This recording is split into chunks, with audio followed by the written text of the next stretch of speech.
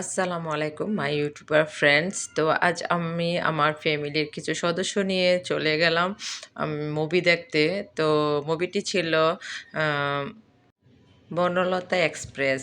তো মুভিটি আমরা খুবই মজা করলাম। তো যাওয়ার পথে কি হলো ঘটনা, ভাইয়ের যে মেয়ে সে বমি করতেছে, তাহলে তো হাসতে হাসতে আমার একদম ব্যথা হয়ে যাইতেছে।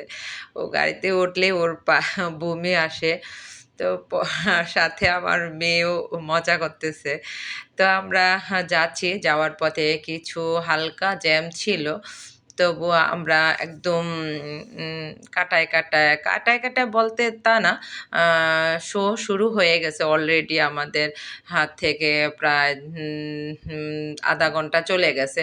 তো ছোট মেয়ে, আমাদের যে সিএনজিটা ছিল সেই সিএনজিটাতে ছোট মেয়ে প্রথমে এসে টিকিটগুলা আমরা গত রাতে এগুলা কেটেছিলাম, সেগুলা আমরা শো করলাম। এখানে শো করে বাকি যে আমাদের সিএনজি যেটাতে আমার বড় মেয়ে ছিল এবং আমার বোন ছিল এবং আদার্স যারা ছিল তারা, তাদের জন্য অপেক্ষা করতেছিলাম।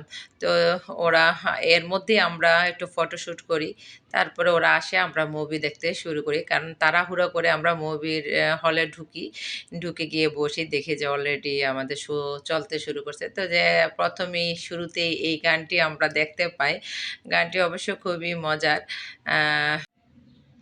যাই হোক, মুভিটা আমরা দেখার জন্য সবাই এক এক করে আমাদের এক সিরিয়ালে আমরা সবাই বসি। তো বসে আমরা মুভিটা এনজয় করার চেষ্টা করি। তো আসলে দেখলাম যে মুভিটা এতই মজার যে আপনি কিছুক্ষণ হাসবেন, তারপরে আবার দেখা যাবে যে আপনি ইমোশনাল হয়ে চোখ দিয়ে আবার পানি আসবে। তা আমার কাছে ভালো লাগছে। মোট কথা, মুভিটির মধ্যে কিছু হাসি আছে, কিছু কান্না আছে, কিছু বেদনা আছে। তো যাই হোক, যেহেতু হুমায়ূন আহমেদের লেখা এই মুভিটি, তো আসলে এটা তুলনাহীন।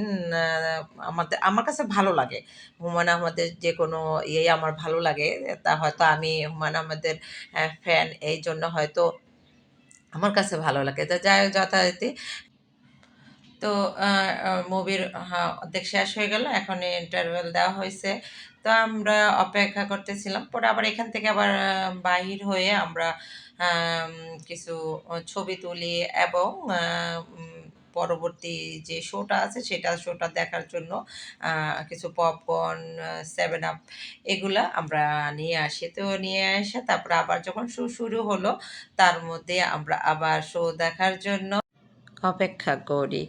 তো আমি বসেছিলাম, সিটে বসেছিলাম। পরবর্তীতে আমাকে বলল যে বাহিরে চলে আসতে, আমরা ছবি তুলব। তো এই যাই হোক, আমি বাইরে যাই ওদের ডাকে। তো ওরা ওদের মতো করে সবাই ছবি তুললো। ফ্যামিলির মেম্বারদের জন্য সাথে সময় কাটাতে আসলে খুবই ভালো লাগে। আমার ভাইয়ের ওয়াইফ, সে ঢাকাতে আমাদের সাথে এরকম সময় কাটালো এই প্রথম। বোন আসছে অনেকবারই, কিন্তু ও আসছে তো আমার বড় মেয়ে, এই জন্যই বলল যে মামি আসছে, মামিকে প্রথম আহ, একটু আমি মামিকে নিয়ে একটু মুভি দেখাবো, মামিকে একটু ঢাকা শহরে বিভিন্ন জায়গায় একটু দেখাবো। ওর ওর মন থেকে আহ, তো চাকরি পাওয়ার পর ও আসলে ওর মামিকে এরকম ট্রিট দেওয়া হয় নাই। তো ওই ওই সুবাদে ওর মামিকে ট্রিটও দেওয়া হলো, তারপর মামির সাথে ঘোরাও হলো। তো যাই হোক, আমরা মুভিটা দেখার জন্য অপেক্ষায় ছিলাম। আর আমরা ছবি তোলার একটু ব্যস্ত ছিলাম। পরবর্তীতে পপকর্ন নিয়ে আমরা ভিতরের দিকে চলে যাই।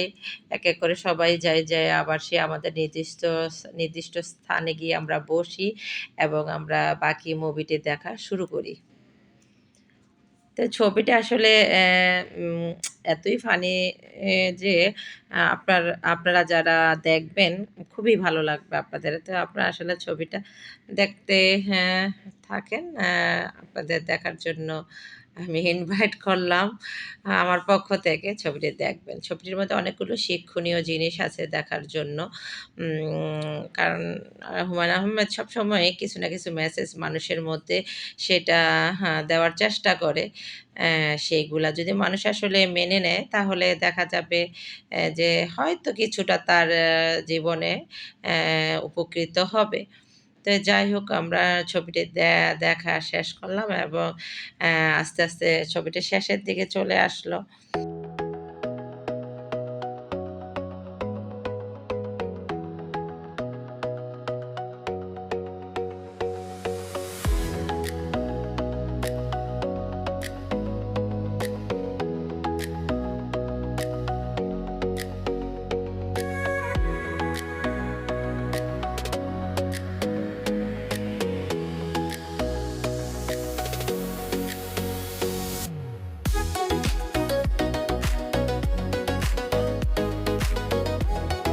তো মুভিটি দেখা শেষে আমি সবার কাছে মতামত জানতে চাইলাম যে ছবিটি তোমরা দেখেছো, তোমাদের কাছে কেমন লেগেছে?